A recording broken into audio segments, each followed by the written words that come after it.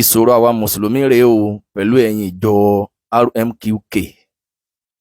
Ìjọ tẹ́ ń worúkọ wọn lókè mi yìí, ìṣòro táwa mùsùlùmí ní pẹ̀lú yín rèé. Ìjọ yìí èmi ò tiẹ̀ mọ̀ páwọn kan ń jẹ́ bẹ́ẹ̀ tí wọ́n insist nínú ayé. Kètí ìjú bíi 3 days lọ́nsìn tèmi ṣẹ̀ṣẹ̀ ń gbọ́.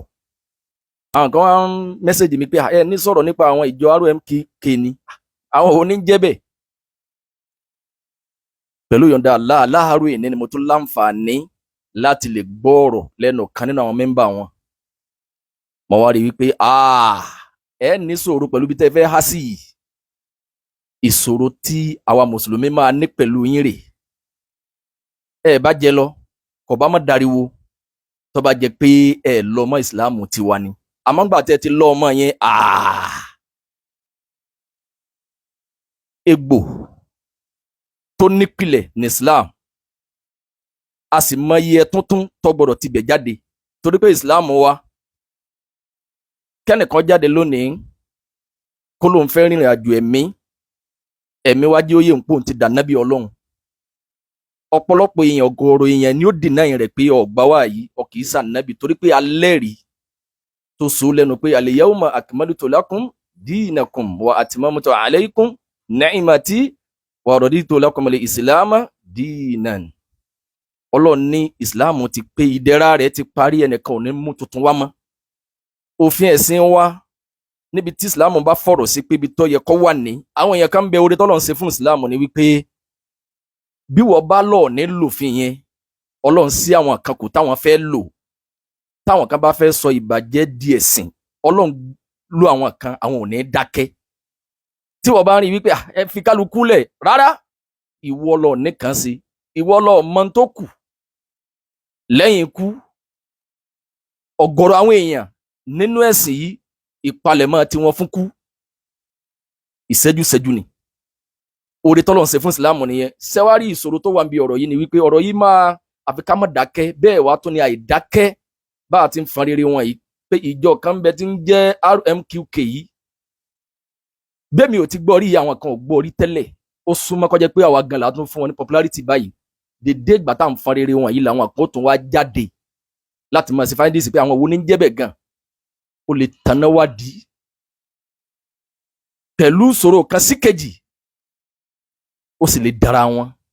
Àwa nítorí àwọn tí ó dára wọn káwa ó dákẹ́, al-hidayatu biyadillah. Ká máa fan rere pé wọn kì í ṣe mùsùlùmí o, bọ́ ọ bá ti ránú àwọn eléyìí ọ ti lọ, ó bó ti fún ọ. Àmọ́ ńgbà tí wọ́n fẹ́ lọ mọ́ Islam, káwa dákẹ́ ká torí àwọn tí wọ́n lè torí ẹ̀ gbàtàjẹ, rárá. Tiwa ní hidayatu bil bayan, ká ṣàlàyé ntọ́lọ́run wí ní hidayatu tawfiki biyadillah. Ìdáyà kú wa pé kí núrù ìdáyà pé kọ́lọ́run tan ìmọ́lẹ̀ ìmọ̀nà sí yanú ẹ̀mí agbára ẹnìkan ò ká. Ọlọ́run nìkan ni màá fọ́nà mọ́yàn. Ká fan rere, ká fún popularity kò túmọ̀ sí pé ẹni tọ́lọ́run bá ní òní sọnù. Òun gan tó bá bá wọn pàdé, tó bá jẹ́ni tó ní tàrajà wa yìí lọ, èpè ní ọmọ ṣe. Wọn kì í ṣe mùsùlùmí o, àmọ́ wọ́n lọ mọ́ Islam. Yóò dariwo, yóò dẹjọ́, yóò dìyẹn panyẹ́rìn. Torí pé Islam ọmọ tó gbọdọ̀ bí irú eléyìí kọ́. Kò sí ẹ̀tọ́ tó kan tí Islam gbọdọ̀ pẹ̀ka sí, kò gbọdọ̀ takò fi ẹ̀sìn wa, kò gbọdọ̀ jẹ́ pé níta alágbọ̀ọ́yé ní ọ̀wà gbógun tì. Níbi tí wọ́n ti wọlé nínú ọ̀rọ̀ mẹ́mbà àwọn tí mo kọ́kọ́ gbọ́, ó ní ibi tí wọ́n gbà wọlé náà rèé. Wọ́n mọ̀ pé òsì pọ̀ lábẹ́ kádàrá Ọlọ́run. Ìtìjọba dá sínú ayé ọ̀pọ̀lọpọ̀, ibẹ̀ náà ni wọ́n gọ sí. Látara àwọn èèyàn fẹ́ tànṣẹ́. Ó ní simple code ń bẹ tó yẹ pé simple code làwọn míì nídìí nínú ayé wọn táyé wọn fi já sí rọrùn. Ó wá ní Ànábì sallallahu alaihi wasallam, ó ní ṣèbí máa ń gbàwẹ̀ ńjọ́ Monday. Ó nígbà tí wọ́n sì bi léèrè pé kí ló dé tí fi ń gbàwẹ̀ ńjọ́ Monday, ó ní torí pé wọ́n bí òun níjọ́ Monday ni. Ó ní yẹn ni wípé ọ̀pọ̀lọpọ̀ èèyàn wọ́n ní special day, prayers day tiwọn. Tó yẹ pé sàárà ní ọjọ́ tí sàárà tiẹ̀ gbọdọ̀ bọ́ sí. Àwọn ọjọ́ yìí ni ìjọ ìrìn àjò ẹ̀mí. Tó jásí pé níjẹ́ mùsùlùmí tiwa ẹ̀mí, 'ẹ̀mí ní ẹ̀mí a máa rìnrìn àjò láàrin sẹ́kọ̀sì nsìn, ẹ̀mí a máa téèyàn nàjà téèyàn darí ọlákòókò ní táìm tó o bá ti pa lọ́lọ́sìn ẹ̀mí máa rìnrìn àjò. Àmọ́ kí ló sọ lẹ́nu wípé rárá torí pé ẹ̀mí ìrìn àjò ẹ̀mí Ọlọ́run wàyà sí àlùnáka àní rúhì kúlẹ̀ rúhù min hamri rabbi wa ma utitum minal ilmi illa qalilan. Ọlọ́run ni wọ́n bọ̀ wá bèrè ànábì sallallahu alaihi wasallam nípa ẹ̀mí, sọ fún wọn pé ẹ̀mí o min hamri rabbi àṣì Ọlọ́run ni, àṣì Ọlọ́run ni wa ma utitum minal ilmi illa qalila. Ọlọ́run lòun ò fẹ́ nìkan nímọ̀ nípa ẹ̀ àfi níwọ̀n bá. Ìmọ̀ eléyìí làwọn aláwọn fẹ́ mọ ọ̀nà ìmọ̀ ẹ̀mí, ntẹ́mi bá ní káwọn ó ṣe, ntẹ́mi bá gbé wá pé ẹ̀mí máa darí èèyàn, pé bọ́ ti fẹ̀mí darí ayé rẹ̀. Kò sí mọ̀ lágbára, ibi tó sì bá pọ̀ sí làwọn ẹlẹ́kọ̀ọ́ fi ní kádàlẹ̀ fákírù an yakuna kufran.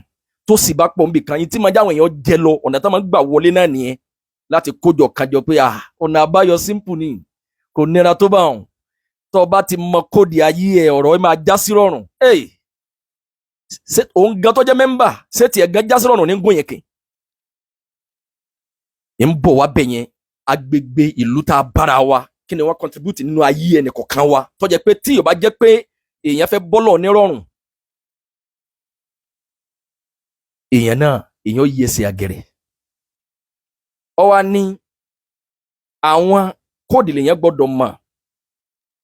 Tẹ́ ẹ bá lọ mọ́ ìsìláàmù ni ẹ fẹ́ fìdí ẹ̀ múlẹ̀, ẹ fi gbé lọ bí pàṣẹ náà máa gbàwé níjọ́ Monday. Kálẹ̀ declare ara yín wípé ntẹ́ gbé wáyé o kì í ṣe lànà mùsùlùmí, kì í ṣe lànà kankan. Ẹ sì máa bá wa ka hadisi kọ̀ọ̀kan láti lè fìdí ntẹ́ yìí náà gbé wá múlẹ̀. Ẹ máa bá wa tẹnubọ̀ ọ̀rọ̀ ẹ̀sìn wa. Ẹ jẹ lọ lẹ́yìn káàkiri máa sọ fáwọn èèyàn pé ẹ má tẹ̀lé wọn o, ẹni àánú ni wọn nínú àwọn tọ́lọ̀ ti sọ pé àgbọ̀dọ̀ tẹ̀lé nìyẹn.